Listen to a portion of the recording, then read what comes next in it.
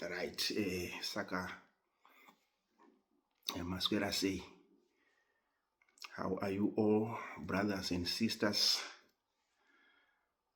Kumativi ose kwamuri. Mamuka sei, maswera sei.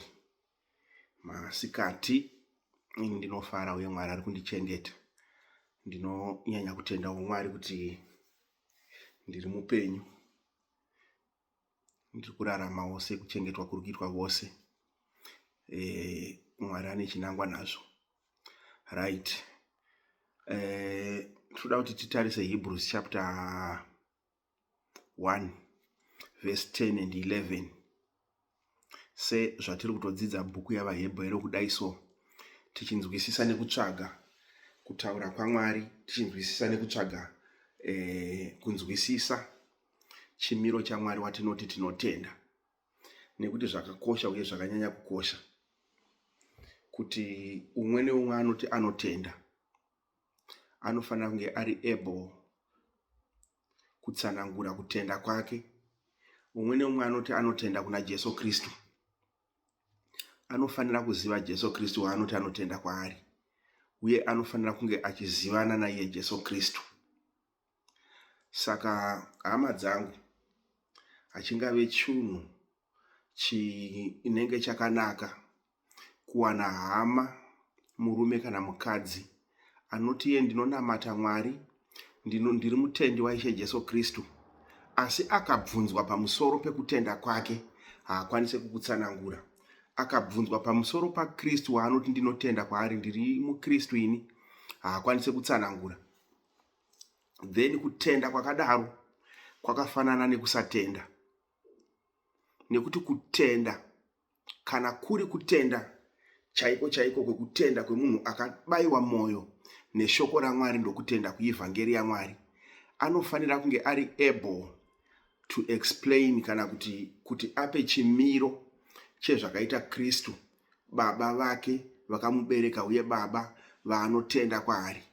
Saka kutenda munhu asingazive waanotenda, kutenda ikoko kwakafa, hakuzi kutenda. Kana munhu achiti anotenda, anofanira kuziva waanotenda. Apostle Peter vanototaurira hama dzakatenda kuti kurai muna Kristu. Kurai muna Kristu. Kureva kuti munhu anofanira kunge ari able at any given time to explain kutenda kwaainako kana achinge abvunzwa pamusoro pekutenda kwaainako.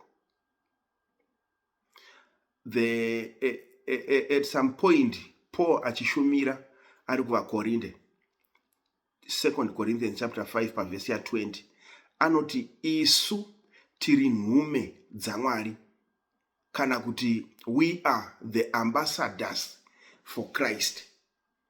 So one cannot claim to be an ambassador iye asiri able to speak on behalf of zvacho zvaanoti iye I represent.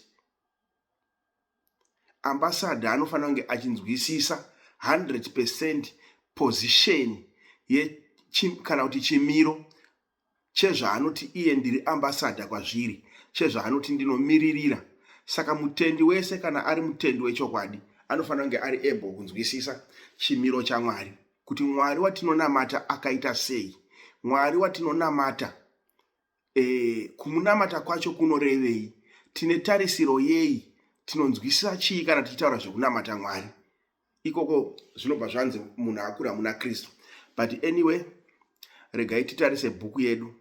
Tiri kudzidza bhuku yaHebrews pari zvino.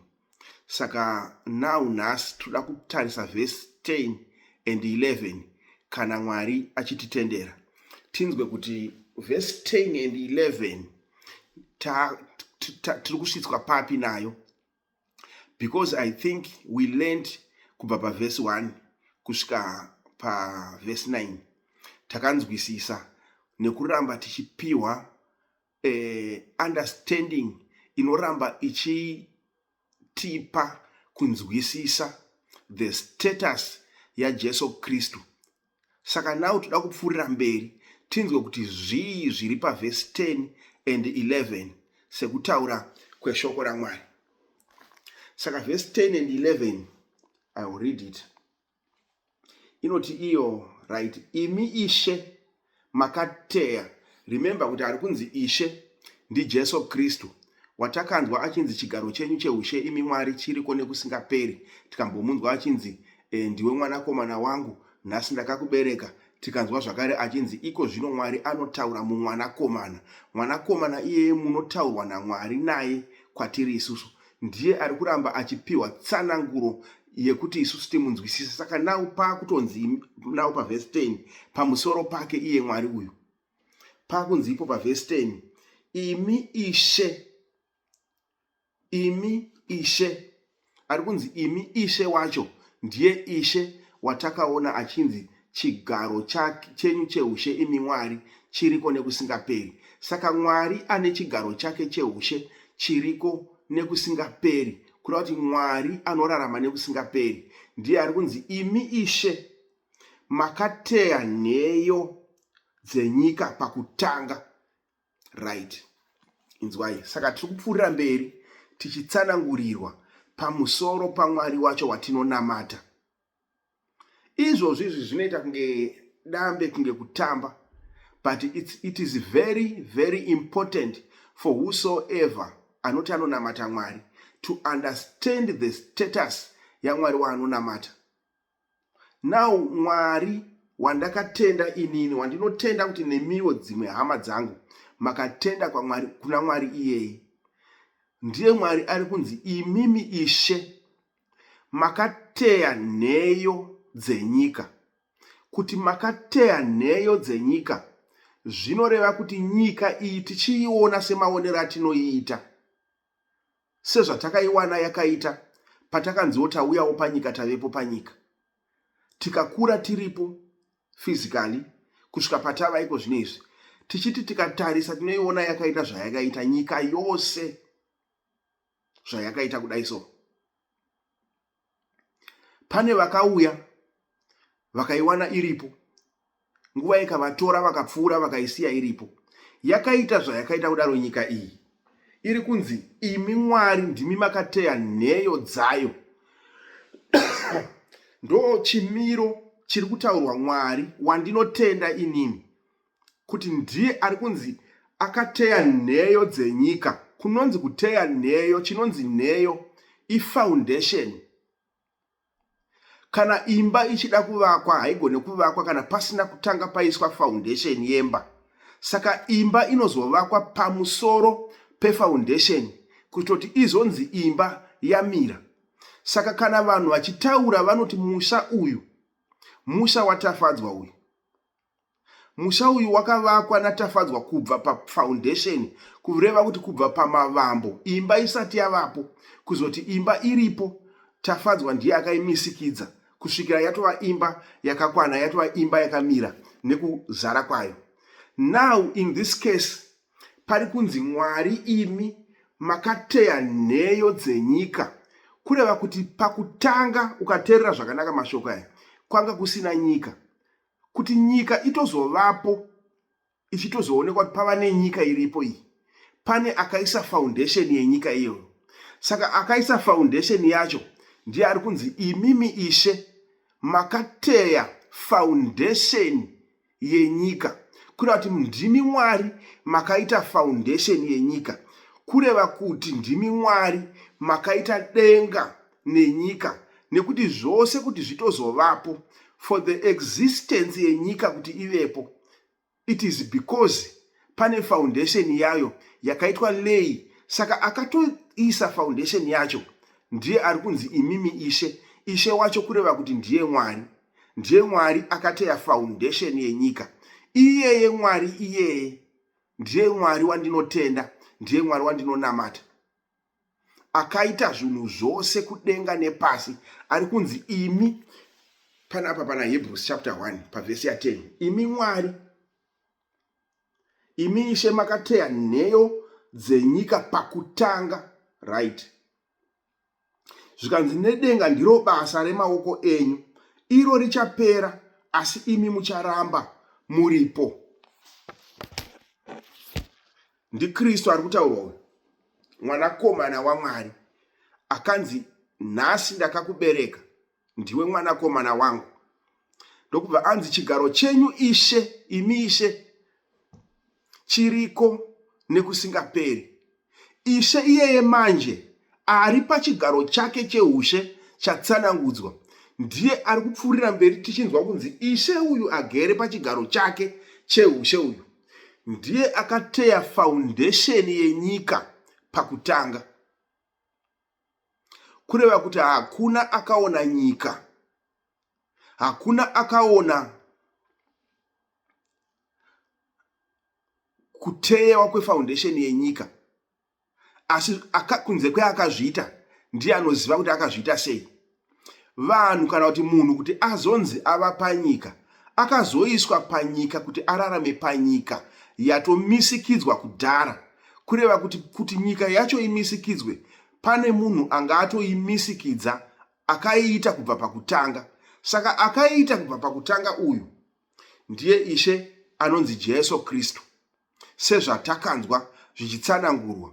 Mashoko aya Hebrews pakunyorwa kwayo, kereke kana kuti vatendi, the body of Christ, ichiziviswa pamusoro pake kudai so, ichiudzwa pamusoro pechimiro chake kudai so, pari kungodzidziswa shoko raMwari raakududzirwa kuti vanhu vemuNew Testament kereke vanzwisise Mwari wavanonamata kuti akaita sei, ndiani. Kana vamunzwisisa, kana vanhu vanzwisisa Mwari wavanonamata, then havagone kuzongotorwa nemhepo dzipi kana dzipi zvadzo, nekuti vanenge vava kukwanisa kunzwisisa nekuziva kuti uyu ndiye Mwari watinonamata, but uyu ndiye anongonziwo Mwari asi inhema hasiri yeMwari. Saka pana naMwariwo zvavo vakangomuka panyika vakazvimisikidza pakungozviita vana Mwari. Then pozoita Mwari chaiye chaiye akaita zvinhu zvese kudenga nepanyika, ndiye ari kunzi pana Hebrews chapter 1 pavhesi ya 10. Sezvandataura tiri kudzidza bhuku yaHebrews now, takabva nayo pavhesi 1 ka, handiti kuti everyday verse. Saka now verse 10 Mwari wacho ndiye akutsanangudzwa achinzi, imi Mwari makateya foundation yenyika kubva pakutanga. Zviri kureva kuti kudii? Zviri kureva kuti Mwari uyu ari kuparidzwa nana Apostle Paul ndiye Mwari akaonekwa pamasenjuri nemasenjuri emakore akapera, akakomuniketa nekutaura nyaya dzake kunana David, akanga achinzi mambo David. David kunyange akanga ari mambo, umambo hwaDavid neumambo hwaKristu hwakasiyana.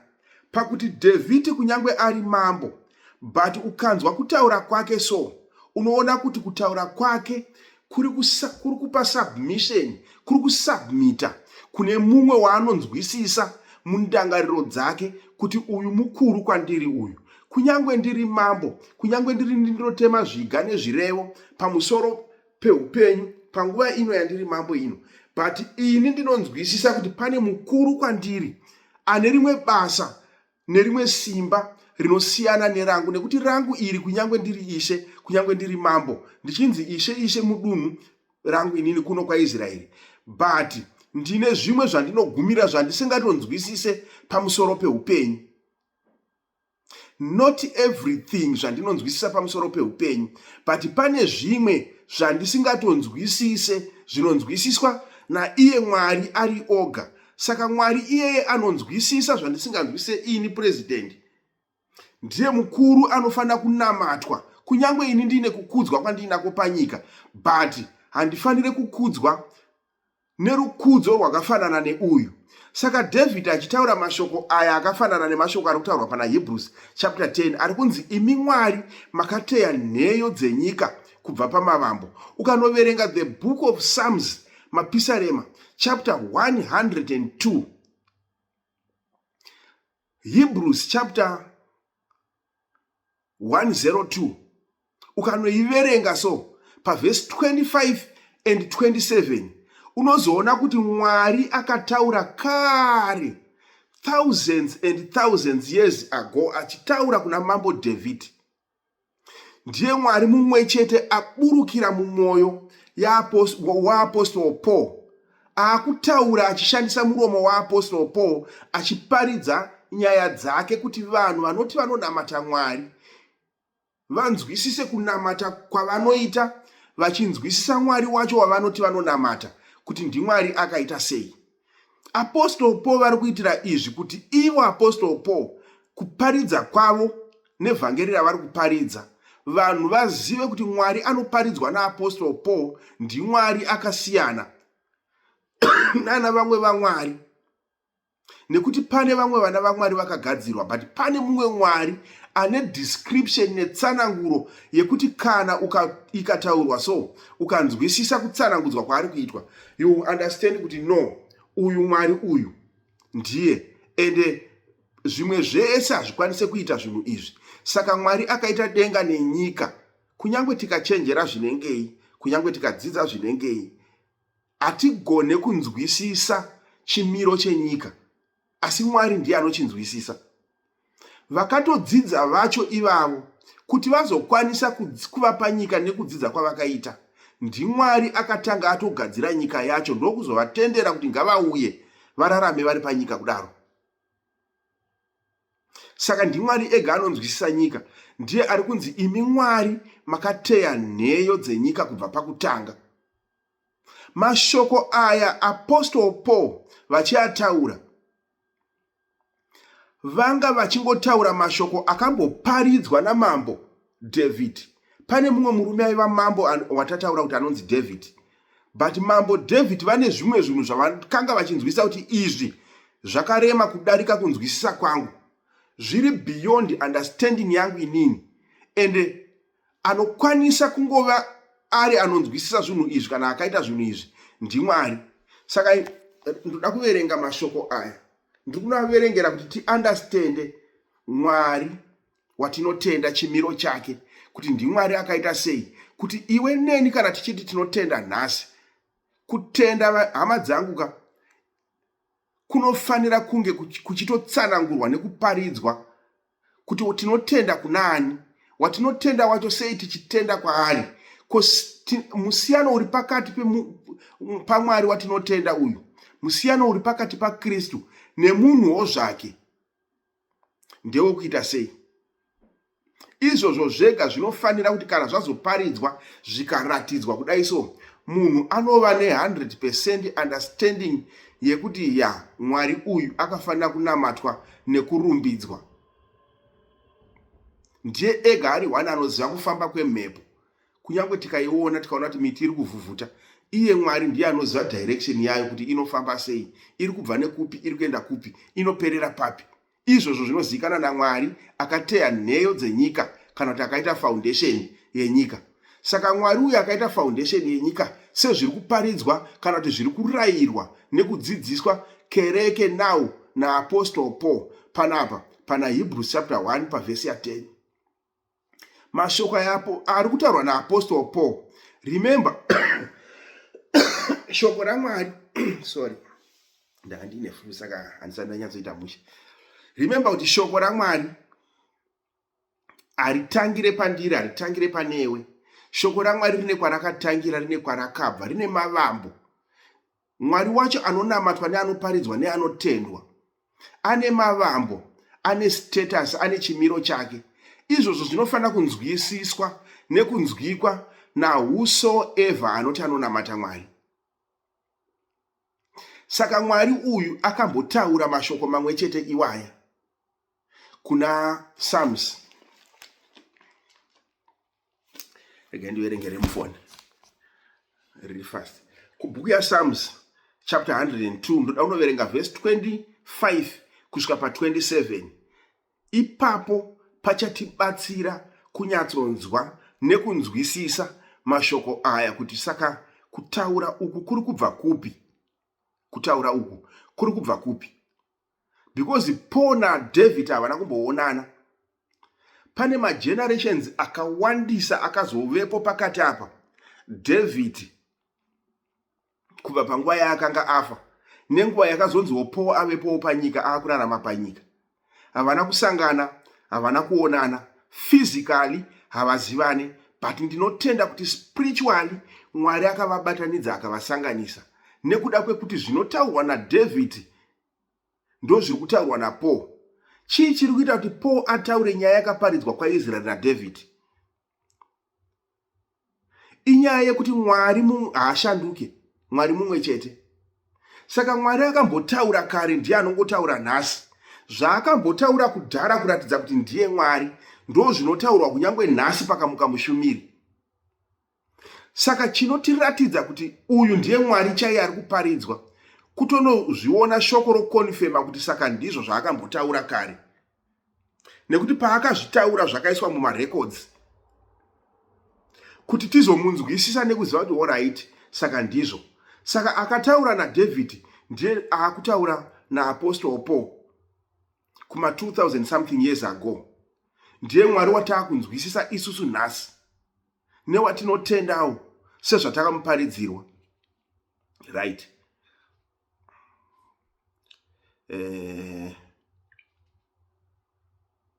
Psalms 102 foni yacho inombononoka. Psalms 102 102.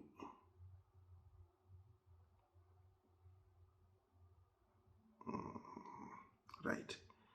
Yes. Kuda noverenga verse 25, 26 and 27. Kana tichida kunzwisisa kuti zviri kufamba sei, anoverenga ngaabate Hebrews chapter 1 verse 10 and 11. Wobva waenda pana Psalms 102 verse 25 to verse 27. Tinozoona paripo pakambotaurwa mashoko aya, asi paakanga achitaurwa David anga asingataure mashoko aya, achiarifeya kwaari iye David. Sezviri kungoitika kuno kuna Paul, Apostle Paul paari kutaurawo mashoko aya nawo kuna vaHebheru kuno kuNew Testament, ari kuataura asinganongedzere kuna Paul, nekuti kana ari Mwari chaiye anonamatwa, haana kana achiparidzwa haataure pamusoro pemunhu, anongotaura pamusoro pezvake iye Mwari. Saka mushumiri kana achitaurawo, kana achiparidza, kana ari Mwari wechokwadi waari kuparidza, haataurewo pamusoro pake, anotaura pamusoro paiye Mwari iyeye, kuti ndiye anofanira kupiwa kukudzwa, ndiye anofanira kurumbidzwa, ndiye anofanira kunamatwa, ndiye anofanira kutendwa, ndiye anoprofita, ndiye anoparidza, ndiye anorumbidza, ndiye anoshumira, ndiye anoita zvese. Saka ndiye anofanira kungodzoserwa kukudzwa nekurumbidzwa, kwete munhu. Hakuna munhu anoyambutsa munhu, hakuna munhu anoitira anything mumwe munhu panapa panyika, but zvinoitwa naMwari. Kana Mwari achizviita, zvinoda kuti ndiye anofanira kukudzwa nekurumbidzwa. Right. Hebrews chapter 1 verse 10 yati, imi Ishe makateya nheyo dzenyika pakutanga. Psalms chapter 102 verse 25 yobva yatiwo, makateya nyika kare kare. Makateya nyika kare kare. Apostle Paul vari kuti imi Mwari makateya nheyo dzenyika pakutanga. David so many years ago akataurawo nyaya iyi achiti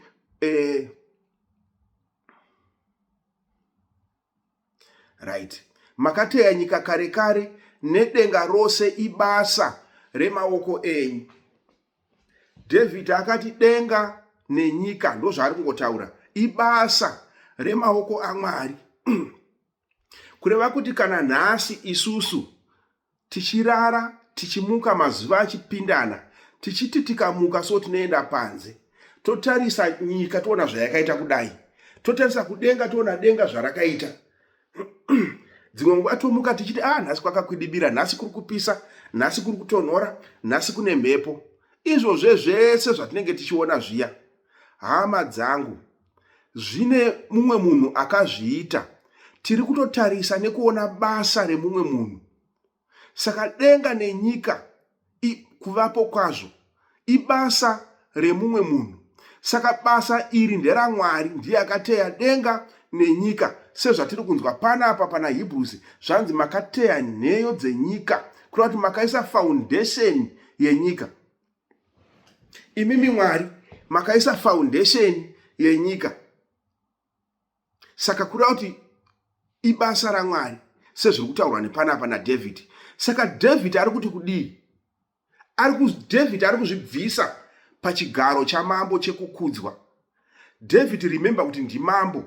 Basa ramambo kana kuti basa rapresident nderekuti munyika yaanotungamirira, pamusoro pake hapana mumwe munhu aripo. Ndiye the last man. Vanotaura ndosaka vachiti the highest office in the land. Inenge iri office ya president. Ndo munobva urongwa hwese kwaari iye uchienda kunyika kuvanhu vese vanotungamirirwa. But David ari mukuru kudaro, ari kuzvibvisa paposition yake, obva asuduruka padivi kudai, ona kuti pane zvakaitwa zvandisina kuita ini ndiri mambo wevanhu panyika hongu, asi kuna mambo wekudenga nepanyika akatoitawo kuti neni nhasi ndivepo. Saka chii chiri kuitwa naDhavidhi? David ari kukumura kukudzwa kuri paari, kuti hakuna kufanira kunge kuri pandiri. Rukudzo rwese urwu ngaruve kwamuri Mwari. Sei ari kudaro? Because ari kuti makateya nyika kare kare. Kureva kuti kana achiti kare kare David ari kutotaura kuti nekukonfema kuti handizvikwanise zvamakaita hazviitwe nemunhu izvi zvakaitwa nemi kare kare. Isu tikazovapo panyika yanga yatova redi yagadzirwa kudhara. Akagadzira nyika yachona ndiani? NdiMwari akaigadzira kubva pafoundation. Saka zvakaitwa naMwari hazvikwanise kuitwa nemunhu. Saka ari kurumbidza Mwari, achirifeya kuna Mwari nekupa rumbidzo kwayakafanira, kuti imimi Mwari kare kare ndo basa ramakaita iri. Makateya nyika kare nedenga rose, ibasa remaoko enyu. Ndo zvinofanira kunge zvichiitika. Saka isusuwo kana tazotenda tichinzwa nyaya ichiparidzwa, tinofanira kuti tikamuka tikatarisa so, kana tichifamba kana tichiitei, tinofanira kuona basa raMwari, tinofanira kuona basa remaoko aMwari. Rakanzi naIsaiah chapter 64 pavhesi 8, achitaura mashoko mamwe chete iwaya akambenga ataurwa kuna Mapisarema naDhavhidhi. Akazotaurwa naIsaiah pana chapter 64 pavhesi ya 8. Nhasi tiri kunzwa apostoli Paul vako ataura kuno kuNew Testament manje, ari mashoko mamwe chete. Isaiah anoti imi Mwari, isusu vanhu tiri ivhu ramakaumba. Saka zvatiri ivhu ramakaumba, Mwari zvinoreva kuti tiri basa remaoko enyu. Imi muri baba, isu tingori vanhu. Kureva kuti hapana chatinoziva, Mwari ega ndiye anoziva. Saka anoziva wacho ndiye ari kudzoserwa rukudzo kwaari, ndiye ari kurumbidzwa, ndiye ari kunamatwa, ndiye ari kutaurwa pamusoro pake, ndiye anofanira kunamatwa, ndiye anofanira kukudzwa. Akaita sei? Akaita denga nenyika. Saka tikati denga nenyika ibasa remaoko ake, harisi basa remaoko emunhu. Hakuna kunyange munhu mumwe chete angamira akati I am the owner of this, achinongedzera nyika nedenga. Kwete, ibasa raMwari, zvakaitwa naMwari. Akazviita sei? Hatizive, but Mwari ndiye akazviita. Isati yavapo nyika yachona, iye aiexista. Ndosaka akazoita foundation yenyika yacho. Zvikanzi alright. Denga nenyika zvachona zvaakaita Mwari izvi. Pakutaurwa chimwe chinhu futi. Ukanotarisa panapa, David achitaura, ukatarisa pavhesi 26 ya Psalms 102, unotarisa pavhesi 11 ya Hebrews chapter 1, unoona kuti mashoko acho ari kubatana, ari kufambirana. Kureva kuti mweya wacho mumwe chete uri kutaura, asi wangotaura nguva dzakasiyana nemakore akasiyana, but uri mweya mumwe chete. Izvozvo kana mweya iwowo uchitaura uchinzi uriko, uri kutaura nhasi muvanhu, ndo matauriro nelanguage yaMwari inofanira kunzwikwa nekuonekwa iyoyo. Kana pakataurwa zvimwe zvinhu, Mwari iyeye ndewe nhema. Right. Hanzi denga nenyika zvakateyewa naMwari zvacho zviri kunzi ibasa remaoko enyu. Kunyange zvakateyewa naMwari, David ari kuti zvichaparara izvo, asi imi, izvozvo zvakatewa naMwari zvichaparara, asi imi Mwari muchagara muripo. Zvirokwazvo izvo zvose zvichasakara, zvese zvichasakara, asi imi Mwari muchagara muripo.